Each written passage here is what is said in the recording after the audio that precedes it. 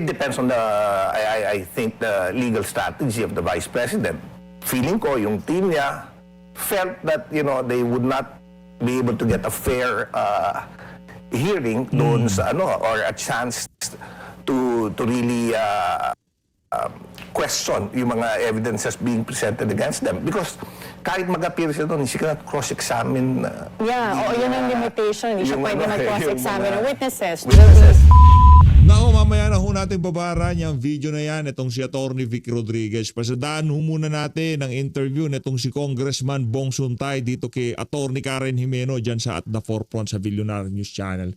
Sa like at sa subscribe, masaya na ho tayo dyan at sa mga gusto sumali sa ating community, yung join button nandyan lang ho sa baba. Ito na ho, interview ho nitong si Congressman Bong Suntay. Pinag-usapan ho nila dito yung pagsasampa ng kaso ng asawa nitong si Vice President Sara Duterte sa BSP, dito sa AMLA at sa mga taga-House of Representative diyan sa Injustice Committee. Panoorin natin ang mga kabayan. Council and several lawmakers for allegedly violating the bank secrecy. Biting it to your show. And thank you for being here this morning. Yeah. We'll start with Vice President Sara Duterte's husband, Manson. Di ba, kung Congressman Bong Suntay, sinasabi ko sa iyo, di ba, ikaw lang ayaw maniwala, lilipas din yan. Lahat ng pambibira sa iyo doon sa mga naging statement mo kay Ann Cortez, makakalimutan din ng tao yan. Merong mas mainit na issue ang lalabas kaysa doon sa mga sinabi mo na yun. Di ba? Kasi parang nakita ko kasi itong si Congressman Suntay nung mga nakalipas na linggo, nung lumabas yung mga banat na yun sa kanya ng mga dilawan at pinklawan, parang nalungkot siya eh. Pero may mga panahon na to, okay na ho ulit yung si Congressman Bong Scarpio filing a criminal complaint against the BSP, Anti-Money Laundering Council, and several lawmakers for allegedly violating the bank secrecy law and data privacy law. What's your take on this? Well, I think it's natural for him to go to that recourse. Si Attorney Mans is also a lawyer, and there are protections for financial transactions covered by RA 1405, 9160, which regulates certain disclosures. And siguro para sa kanya, his rights were on bank secrecy was violated dahil unang-una, hindi naman siya, he's not a public official, he's a private official. And hinalo yung transactions niya with that of the Vice President. I would understand kung it was limited to transactions which kung saan they shared a joint account. But for individual accounts, I think that's a reason why they sought legal redress. So legally, merong pinanggagalingan yung complaint niya because Para he's sa not a akin. public official, and yet even his individual transactions were included during the impeachment proceeding. Yes, para sa akin. But of course, there are exceptions provided under the law, di ba? If there's a court order, if there's a waiver, if There's, consent. Yeah. And that's, speaking of exceptions, that's what the chairperson of the House Justice Committee, Gervais Luistro, said. That she said this is an exception to the bank secrecy laws. And he said in Section 2 of Republic Act 1405, it says, upon written permission of the depositor, and it mentions here in cases of impeachment. So that is an exception, but with respect to the bank documents, it appears that what former Senator Sonny Trillanes presented were obtained prior to the impeachment proceedings. So parang andun ba yun sa exception? And meron bang, did anyone from the House Justice Committee bother to ask how the bank documents were obtained, whether they were obtained legally? Naku, yari ho sila dyan. Yang mga tanong na yan ho yung mga iniwasan nung hearing dyan sa Injustice Committee. Yang pagtatanong kay Trilling kung saan galing yung mga dokumentong ipiresinta niya dito sa dyan sa Injustice Committee. Okay, now three things. First, there was no consent, obviously, on the part of Attorney Mans Carpio.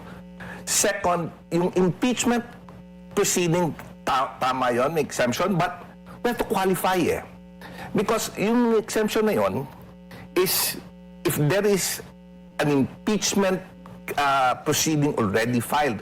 Now, kailangan natin i-qualify yung hearings ba sa Justice Committee is it considered na? Kasi preliminaries pa lang yan eh. That's where you find if the complaint is sufficient in form or substance.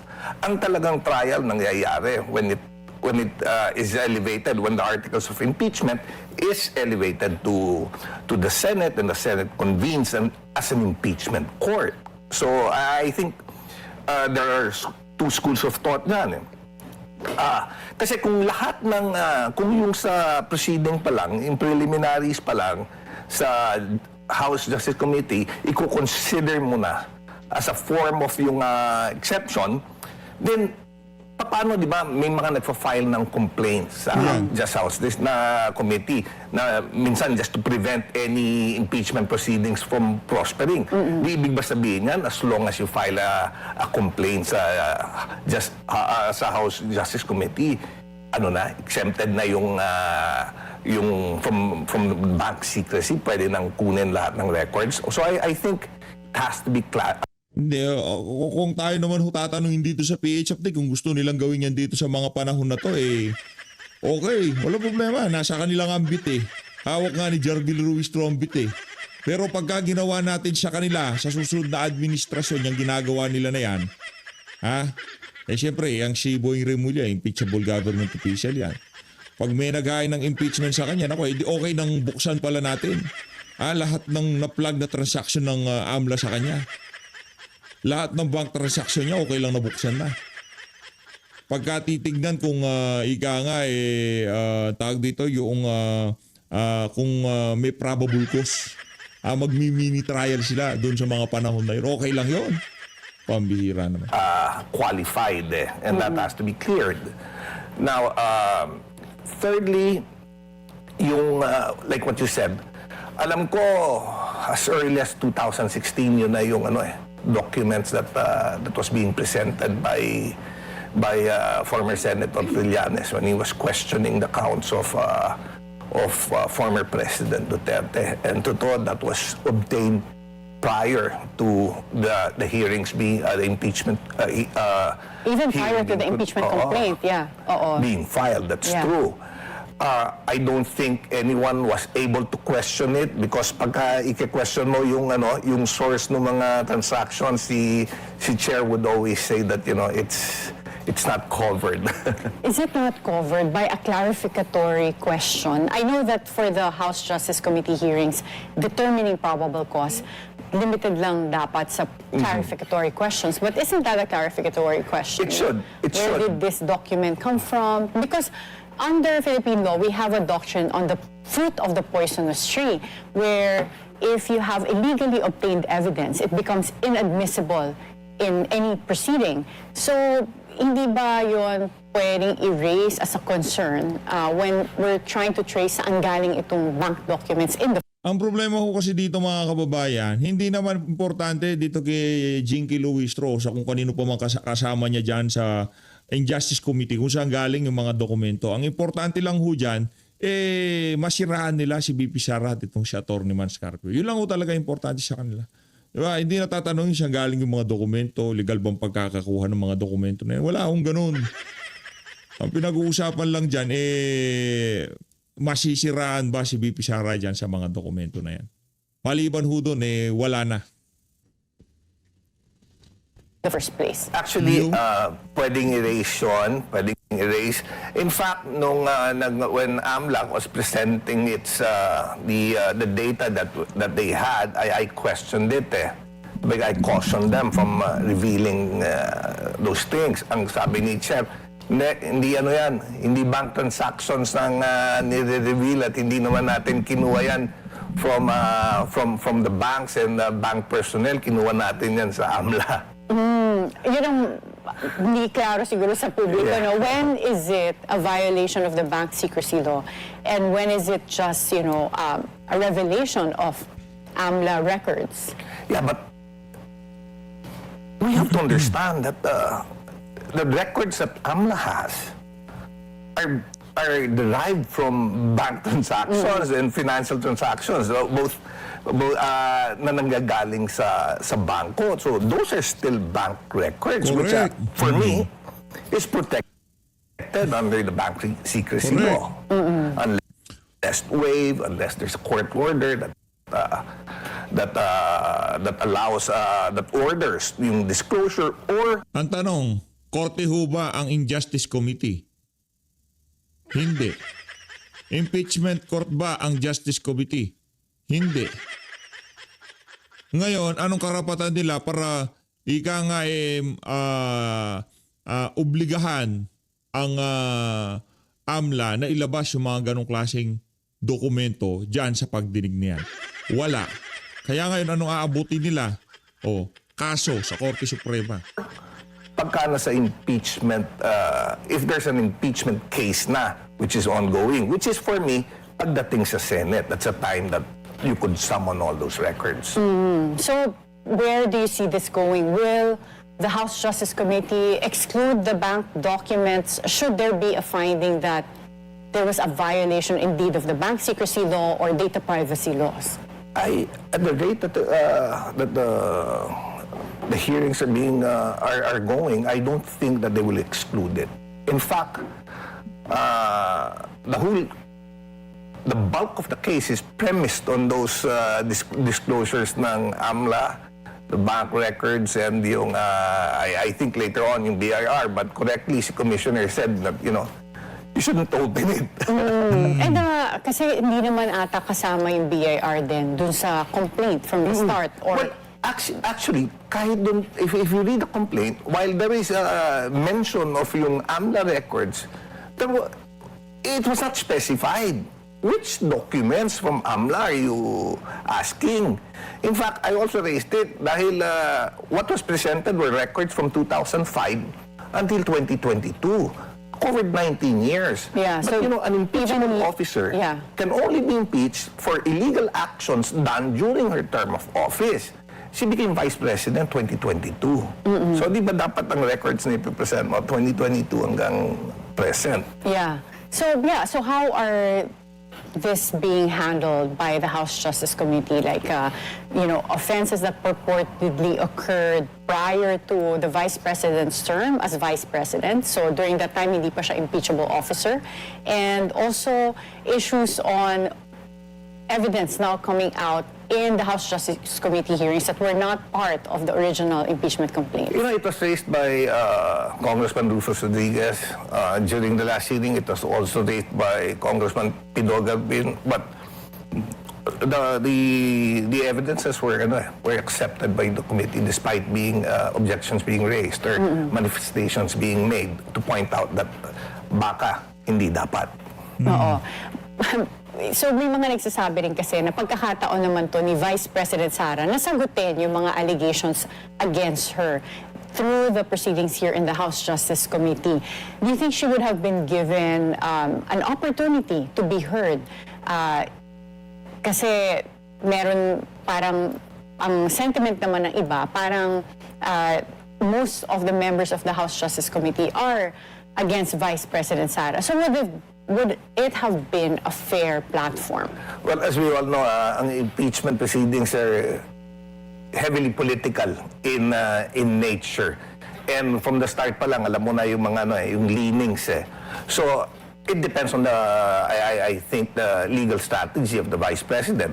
Feeling ko, yung team niya felt that, they would not be able to get a fair hearing doon sa or a chance to really question yung mga evidences being presented against them. Because kahit mag-appear siya doon, she cannot cross-examine. Yun ang limitation. Hindi siya pwede mag-cross-examine ng witnesses. They'll be limited to clarificatory questions as well. Yeah, and the clarificatory questions, hindi pwede niyang ipropound. Kailangan padaanin niya sa chair. And it's up to the chair to Whether it will be allowed.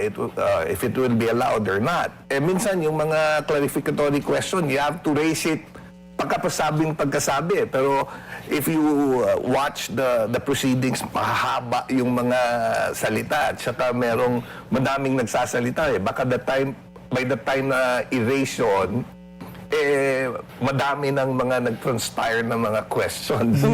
So I think on the part, I don't know, kasi on the part of yung siguro team ni Vice President, they feel that the opportune time to answer and for the Vice President to be present would be sa Senate, in case it's elevated sa Senate for trial. And do you think, in your opinion as a lawyer, do you think it would help the Vice President if she attended the House Justice Committee hearings? I believe yung Wednesday would be the last one. Would it help her cause to appear there? Given the limitations ng maaari niyang gawin, I don't think that it would help her case. But syempre, opinion ko lang yun, and being part of the Justice Committee, or being present in the hearings, more or less, alam mo na yung, you have a certain idea on how it will go. So, but that's only based on my opinion, of course. Based on previous House Justice Committee hearings, it appears that you and Congressman Rufus Rodriguez are the only opposing voices there. How would you address criticisms that you're biased in favor of Vice President Sara Duterte? But before you answer this question, we'll have to take a short break. At the forefront, we'll be right back. Maganda talaga yan. Forward na ho agad natin. Welcome back at the forefront. We continue our conversation with Congressman Bong Suntay. Congressman Bong, in the previous House Justice Committee hearings, you and Congressman Rufus Rodriguez appeared to be the lone opposing voices. How would you address criticisms that you're biased in favor of Vice President Sara Duterte? Well, I think certain critics are cherry-picking, because prior to the impeachment proceeding against the Vice President, there was an impeachment proceeding against the President. And if they just listened and watched those proceedings, I was also against impeaching the President. I raised similar points which I raised during the proceedings against the Vice President. Pero during the time naman that I was raising it in defense of the President, no one was saying that, "Uy, you're lawyering for the President." But before the start of yung impeachment proceeding against the Vice President, I raised, the same standards that we used when we appreciated evidences filed against the President. Let's use the same standard dito kay Vice President. Ako, I'm just being consistent. In 2028, will you run with VP Sara sa party niya? Well, I don't know. I'm with the NPC, National People's Coalition. So, we don't know. But I'm running with my party, which is Okay. NPC. But based on your observations, as someone who has already observed the impeachment proceedings from your side, like even being part of the House Justice Committee, do you find that this is an effective tool to exact accountability, or para bang nagiging political tool siya? I mean, kasi sa atin, if you have a real case, diba, under the judicial branch, merong mga safeguards to make sure that you don't have a forum where the people who are deciding will be biased against you, or biased in your favor, diba? So that's why meron tayong mga motion to inhibit.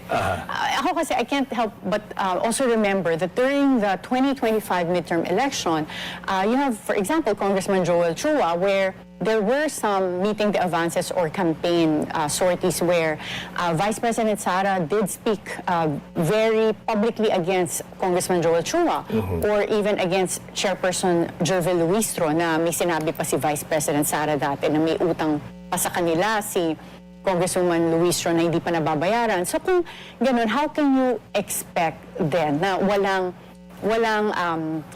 political considerations when they decide or when they act as members of the House Justice Committee? Well, for me, I don't think it's an effective way of extracting accountability, as correctly pointed out. May political leanings, political biases which are involved. Now, dito kung makikita mo, parang ang proceeding is, while political, it's also legal. You have to present evidence, you have to appreciate evidence. And hindi naman lahat ng members ng Justice Committee a lawyer. And we went to law school, and it's a long process. So it's not that easy to appreciate those things unless na, yun nga, papasok mo yung mga biases. So if yung accountability yung gusto natin, parang it's not an efficient way of extracting it, but yan ang that's what's provided under the Constitution, and they framed it that way. Siguro, yung framers ng Constitution natin at that time, siguro hindi pa ganun kano yung political noise, and they thought that, they could, legislators, both the House and the Senate, would be more unbiased pagdating sa mga ganitong bagay. But if you observe kung yung nangyari kay Justice Corona, kay Justice Sereno, now what's happening now, parang ako lang, I could conclude na it's not an effective way. Oo. They always saying that every time I try to compare the rules to the rules of court, rules of evidence, they always say, well, the impeachment is a sui generis proceeding. But in my head, iniisip ko, parang sui generis is code for political, very political proceeding. But given what you've observed so far, do you think that this will reach the Senate, the impeachment? They only need 105 votes. I don't think that they will be able to get a good majority kagaya nung the last time that the impeachment case was filed against VP Sara. Pero yung 105, lagay ko, kayang nakuha yung 105. So highly likely, aabot talaga to sa Senate. Yeah, for the most trial. probably. But with effort. Hindi effort? Hindi kagaya dati. Bakit? Ano nagbago? Well, in talks within the House members, parang you would feel that some of them are adamant. And going into 2028, which is a national election, you elect a new presidential candidate. So I think madaming concerns na pumapasok, political considerations, what the district feels, kung yung mga voters mo sa district, how do they feel if you impeach the vice president, who, as we all know, up now is still very, very popular despite what's happening. So I think some of them are now considering those things. The first time that the impeachment case was filed against the BP, it was prior to the midterm election, and the president still had 3 years left, a full term left. Pero now, papunta siya sa end term eh. And as we all know, political leanings change pagka palapit na yung end term. Tomorrow, what can we expect from the House Justice Committee hearings? What will you tackle? More of the same. Siguro pagbobotohan na yung remember yung mga BIR, BIR commissioner brought some certain BIR documents, but he placed it in a box and it was sealed. Now, palagay ko ang pagbobotohan nila is whether to open it or not. Parang rin, air up time, merong envelope na kailangan i-open. Envelope, but para sa akin, is it really needed? Kasi kung optics lang, parang it's not needed, and they could let those documents be open pagdating sa Senate. Kasi lagi naman sinasabi, in fact, I think some members of the Justice Committee in certain interviews said they were confident that they already have the numbers. So if you're confident that you already have the numbers, why not elevate it to the Senate? Well, why not throw it to the plenary so that the plenary can vote and it can be elevated sa Senate for the proper trial to proceed. Sorry, so yung hindi confident sa numbers, it's not being confident with the numbers in the Senate or in the House? No, when I say they're confident with the numbers that they have, the minimum So it was 105 in votes the House of to send it Representatives. to the Senate. Oo. Okay, so let's talk, as we only have a few minutes left, about the oil crisis. Will there be another hearing on the Legislative Energy Action Development or LEAD Council? Well, I guess it's continuing. Actually, today, now, yung Committee on Transportation is hearing naman yung mga effects and yung mga possible na pwedeng gawin ng government with regards to yung rising fuel cost and its impact on the public transport sector. So I think there's there will be another hearing, especially with developments. If you notice, bumaba for 2 weeks, bumaba yung presyo ng fuel, and that's because of yung ceasefire which was declared. But parang hindi nag-progress yung negotiations, although in-extend ni President Trump yung ceasefire, yeah. but it didn't show an effect dahil for the past 6 days, yung means of plots has been constantly increasing. Now, I think it closed last night at 106.85 per barrel. So, can we expect any more measures in the pipeline from Congress to ease the effects of the Middle East crisis? Well,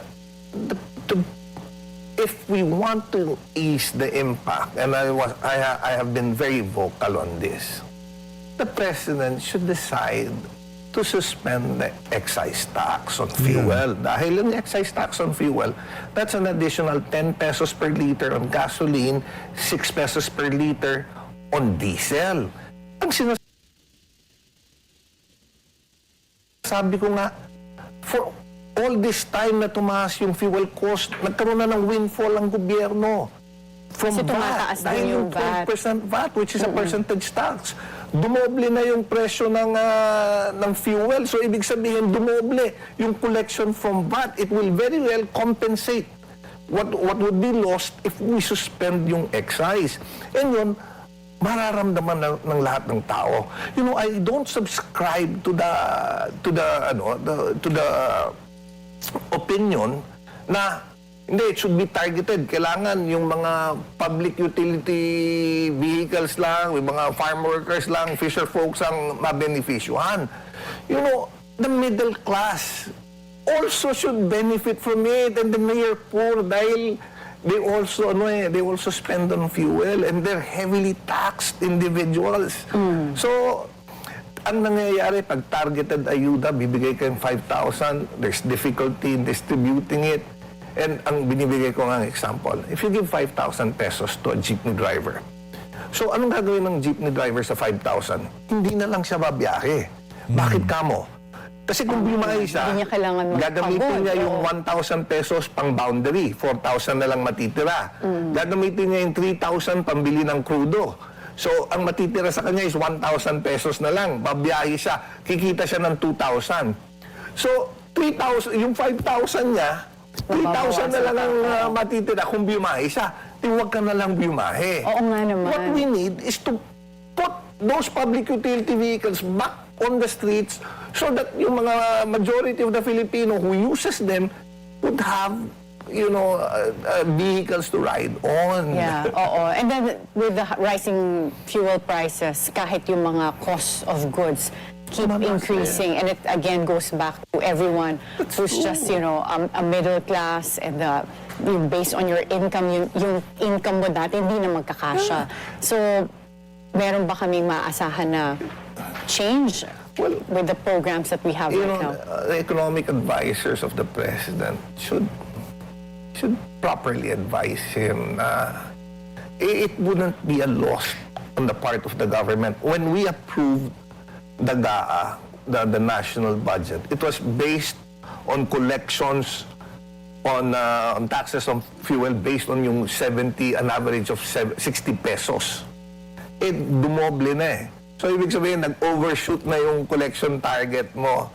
So, there's nothing wrong in temporarily suspending it, then you give direct benefit. Hindi pa mahihirapan yung agencies. Kagaya, kita mo ano nangyari doon sa distribution ng DSWD. Di ba may tricycle driver na namatay dahil sa pila? Because it's really difficult na to give those So dapat handouts. a measure that's national. Thank you so much, Congressman Bong Suntay, and thank you also for your legal insights.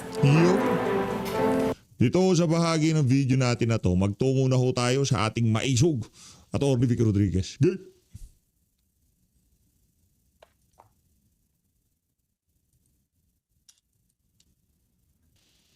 Hapon, Haring Mandarambong, Yo.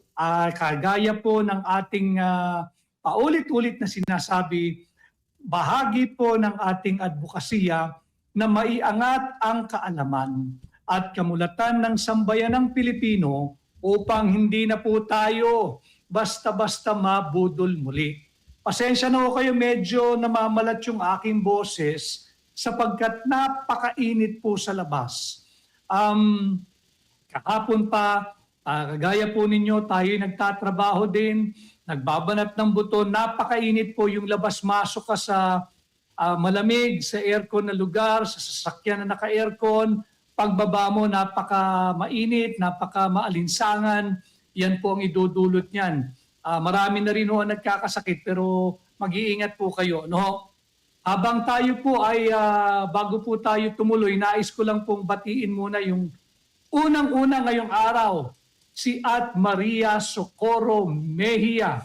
Dahil ang request niya, wait na ako dito sa iyo, Attorney Vic. Shout out po sa iyo at mga makakasama natin sa live. Galing po yan kay At Maria Socorro Mejia. Speaking of kasama sa live, base po dito sa aking Magic Eye, maraming salamat sa halos 800 live viewers po natin at higit pong mas marami yung nasa Facebook. Sana po yung nasa Facebook ang aking pong pakiusap, ang aking pong hiling. Sana po i-share ninyo ang every live podcast po natin para hindi po ma-shadowban, hindi po nila makontrol yung ating pahina. No? Ganon din no, pagbati. Ito po yung last live po natin. Si @moonlit_chick @moonlit_chick ng Navotas City. Maraming salamat. Shout out daw, sabi ni @moonlit_chick. Ganon din si @Maria Fe Villamon, @Maria Fe Villamon ng Indiana, USA. Si @Meray programa Yung Haring Mandarambong, Oplan Save the King. Kagaya po nung last Friday, atin na pong naging kaugalian, labanan natin yung fake news. Speaking of fake news, dahil marami tayong pakikitang video mamaya. Bago po mag-react, yung napakapikon at napaka-reactive na administrasyon ni Bongbong Marcos, pakinggan po ninyo yung Armed Forces of the Philippines 2nd Infantry Division. Iunahin ko lang po ito. Yung AFP 2nd Infantry Division, magsasagawa po sila ng Digital and Social Media Summit. Ganda po yon. Digital and Social Media Summit, pamumunuan po ito ng Armed Forces of the Philippines 2nd Infantry Division.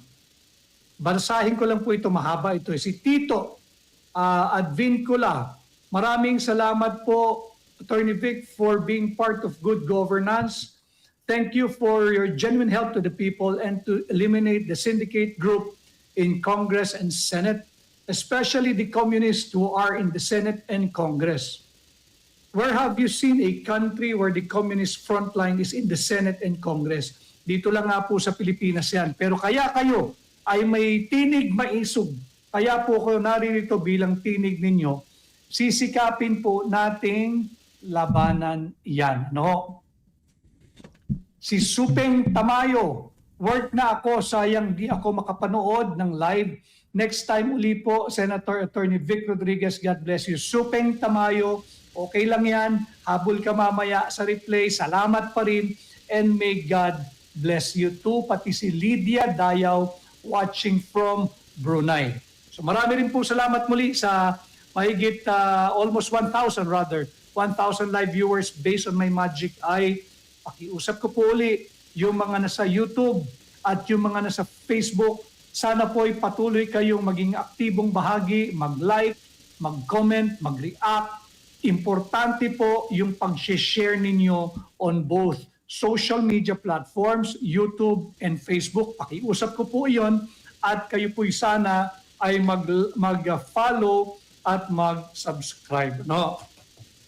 So, balik po tayo, Haring Mandarambong, Oplan Save the King. Pag-usapan po uli natin, ilagay natin sa tamang konteksto dahil nga po yung binabanggit ko kanina, yung AFP, 2nd Infantry Division, meron po silang isasagawang Digital and Social Media Summit. Bakit ko po naisingit ito?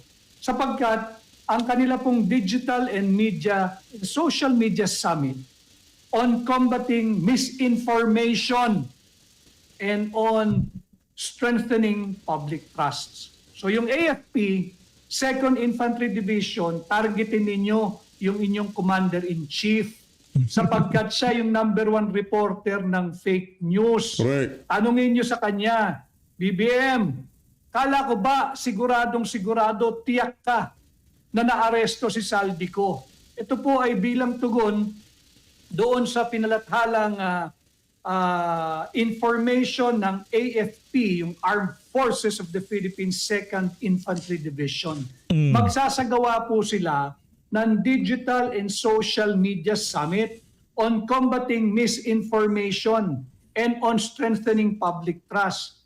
Tanong, AFP, 2nd Infantry Division, iimbitahin nyo ba o imbitado ba yung inyong Commander-in-Chief? Di ba? Para matuwid ninyo yung mga baluktot niyang pagbabalita. Imbitahin nyo ba si Bongbong para matuto siya na hindi na magpalaganap ng maling information? Fake News King. Ang title po natin ngayon, Haring Mandarambong. Palakpa.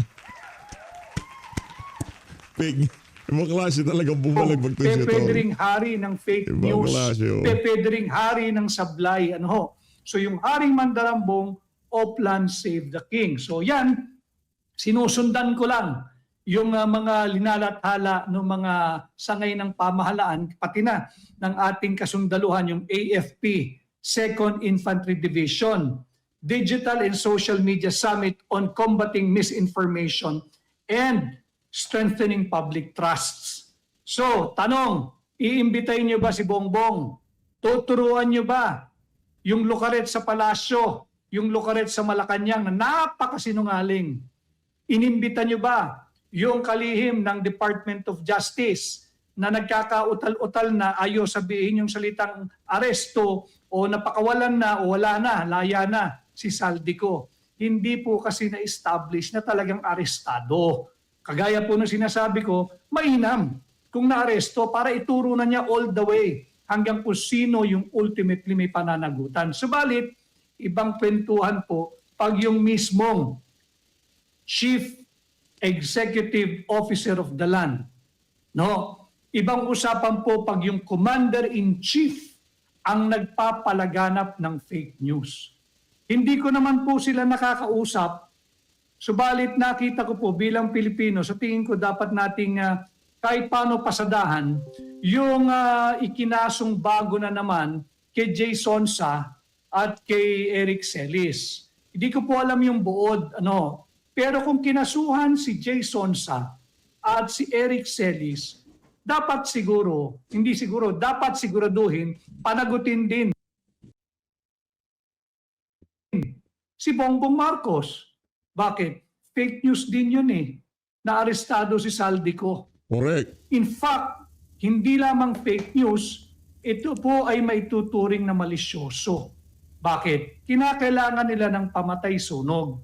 At habang pinapatay ang sunog, kinakailangan nilang gumawa, lumikha ng mga istorya kahit hindi totoo para pagtakpan ang kanilang malinaw na bulilyaso. Kagaya po ng Haring Mandarambong, Oplan Save the King. Itong mga nakaraang araw leading into the weekend at ngayon na naman po, ang tanong, si Saldi, si Tambaloslos o si Cheese? No? Ano yung tanong na yan? Sino sa kanilang tatlo ang handang magpakulong upang pagtakpan at aminin ang napakalawak na kurakot at korupsyon at salbahin ang hari ng kasalukuyang administrasyon? Wala po muna tayong conclusion, mamaya po iyon, antayin ko rin po yung inyong observation, kung sino sa tingin ninyo yung Haring Mandarambong at Oplan Save the King. Pero nakikita natin, tatlong naglalakihang pangalan na ang ipina-float o lumalabas. Saldico, matagal na yan. Diba, Saldico? Si Tambaloslos o si Martin Romualdez, last week lamang yan. Totoo kaya na nag-aaway-away na sila? Maaring parte ng drama, pero kung titingnan ninyo, aatras ko ng kaunti yung mga lumabas na report, na mga affidavit, ang tinutumbok tila ay papunta sila kay Chis Escudero. Yun ang kanilang iipitin. Kaya nga ang tanong ko, sino sa tatlo ang mapalad na magiging scapegoat? Si Saldi, si Tambi, o si Chis? Haring Mandarambong o Plan Save the King? Simulan po natin doon sa BICAM report.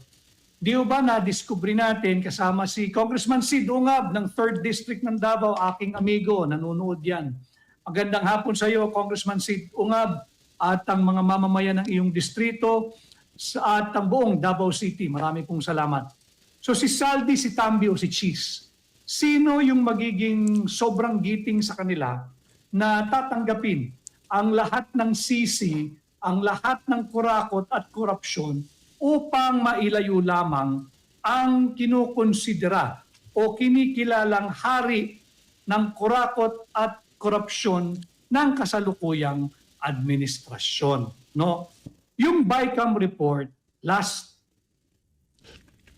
year po iyan, noong 2024, na-discovery ho natin, in fact, nandyan pa, nakabinbin pa sa Korte Suprema, na napakaraming blanco. Bungi-bungi yung Bicameral Conference Committee report.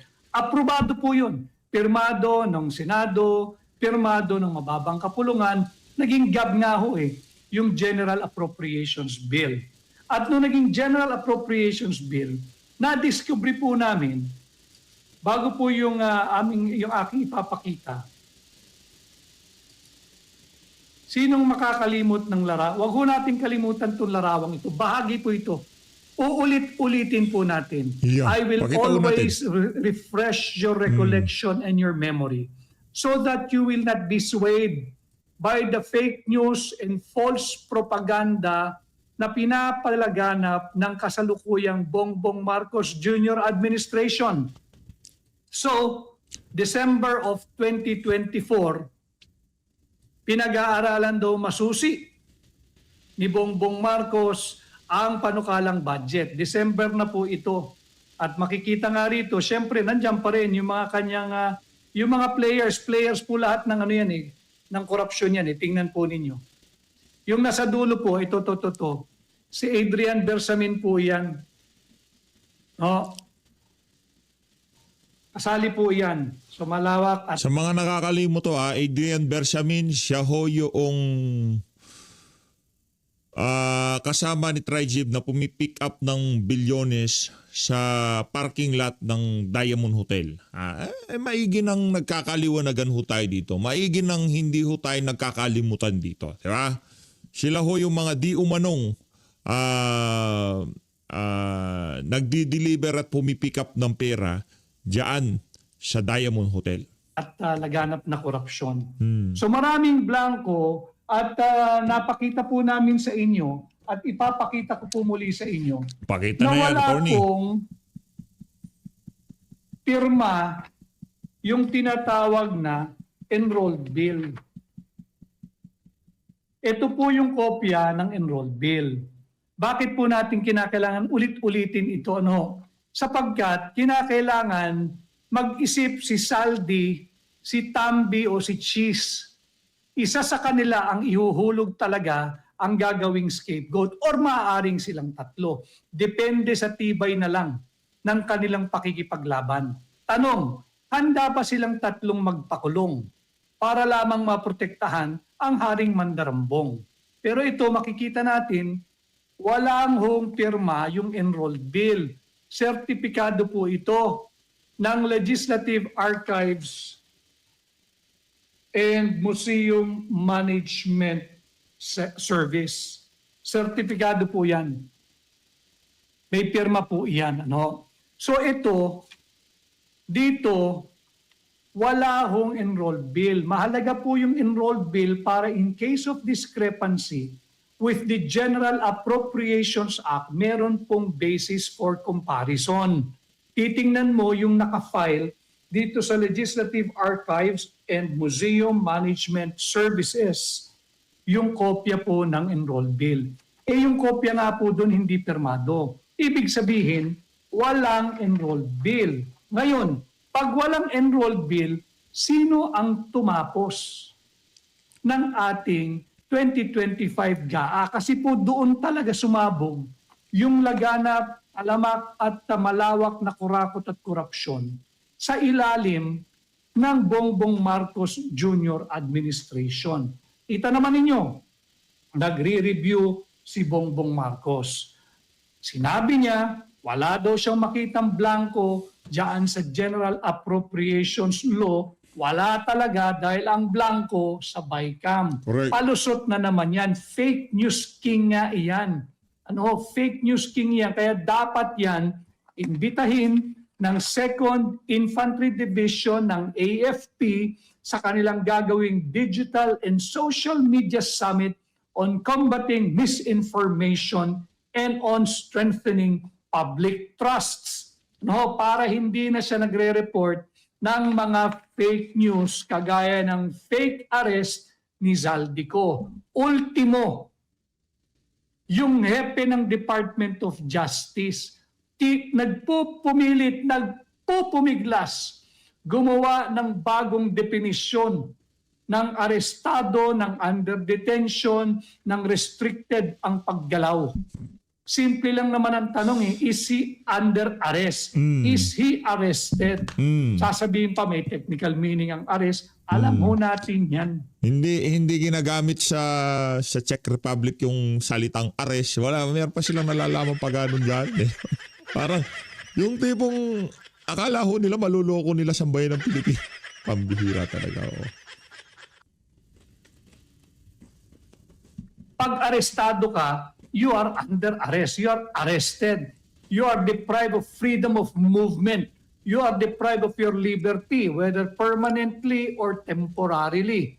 Or hindi ka talaga na aresto. Simple lang yung tanong, hindi po niya masagot. Bakit?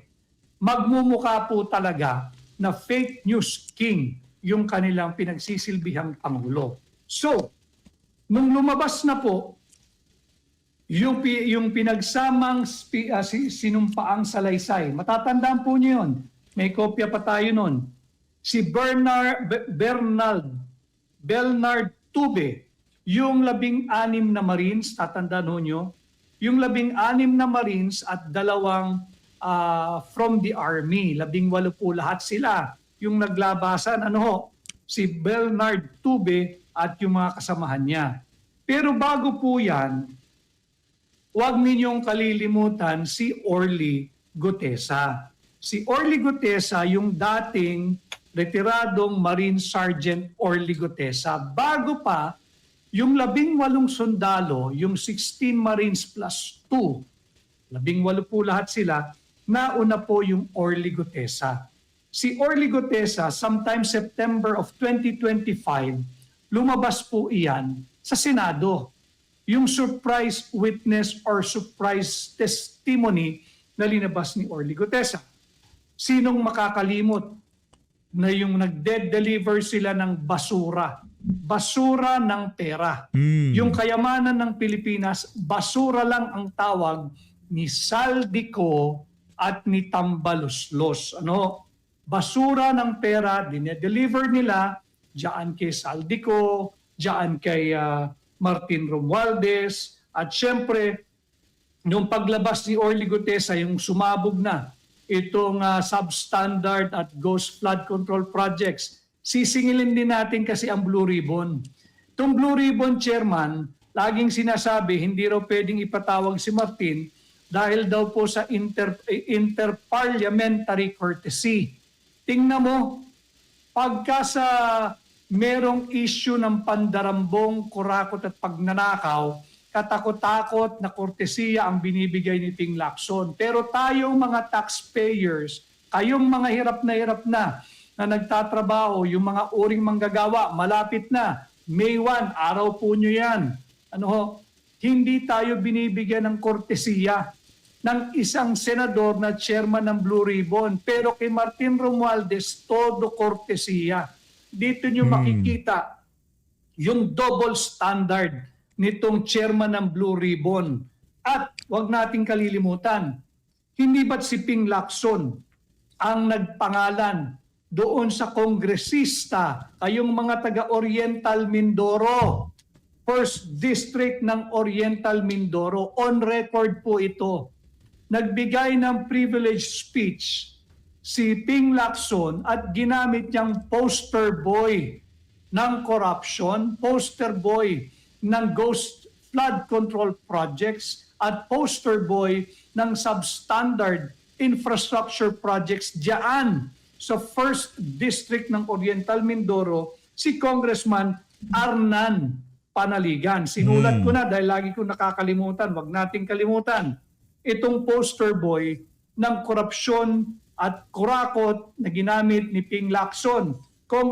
Hindi na ho tayo sisegue kasi mas malupit ho magpaliwanag yan si Atty. Vic Rodriguez. Gusto ko manamnam ng ating mga kababayan kung ano yung kanyang mga punto de vista dyan sa kanyang video na yan.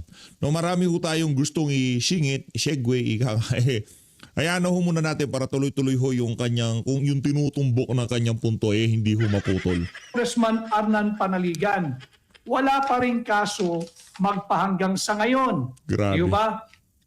Kaya ho ba, nung Unbelievable. lumabas na si Gutesa, babalikan po natin yung 16 plus 2, yung 18 sundalong lumabas. Nung lumabas na po si Gutesa, nagkabuhol-buhol na rin po sila sa affidavit ni Robert Bernardo. Sinong makakalimot kay Robert Bernardo? Si Malaki Bernardo. po ang pagkakautang ng taong ito sa mamamayang Pilipino. Hanggang sa ngayon, hindi pa ho ito nagsosoli nung bahagi ng kanyang kondisyon para siya'y tanggapin sa Witness Protection Program. No? Ano po yung kanyang pangako? Kinakailangan po siyang magsoli ng 1 billion pesos now. Hindi nga po now nung isang buwan pa yata o 2 buwan pa. 2 months, 3 months ago, meron po siyang undertaking na magsosoli ng 1 Akin ko na ho kayong bibitinin dyan sa mga napakalupit na punto de vista na yan itong si Atty. Vic Rodriguez. Nasa ano na ho tayo? Nasa 30-minute mark na ho tayo ng video niya na to. Kung gusto nyo hong ituloy yan, punta ho kayo sa Tinig Maisog at mag-subscribe na rin ho kayo dyan sa YouTube channel na yan itong si Atty. Vic Rodriguez. As always, maraming salamat ho sa pag-support sa PH Update. Mag-ingat ho kayo lahat. Mahal natin Pilipinas.